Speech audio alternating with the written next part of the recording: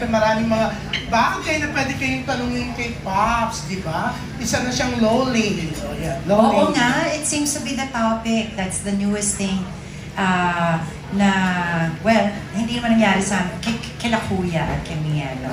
So yun yung latest happening and a lot of people have been asking me. Sa'yo yung pagiging lola?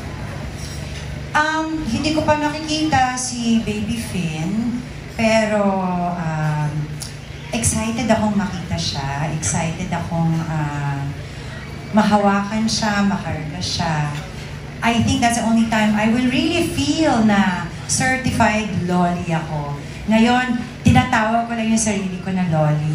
Alam ko na pag nangyari yan, hindi ko mapipigilan na iyak ko dahil iyakin naman talaga ako by nature, especially when it comes to my family. So, sinabi ko nga earlier, hindi ko pa rin ma-imagine.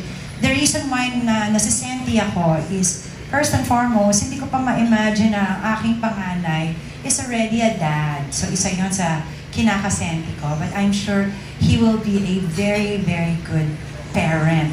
Dahil, alam ko, Kuya is very loving and very responsible, no? So yun, siguro mas madadama ko yan pag nagkita na kami.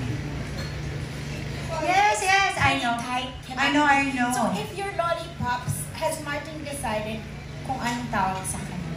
Actually, na-pressure si Martin, ang cute nung loli. Diba?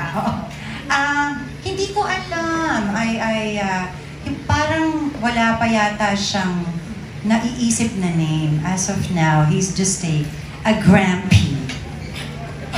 So, ano na lang, di ba? Dapat kanya-kanyang, ano, Uh-oh. di ba? Like you got lolly. I said grampy, yeah.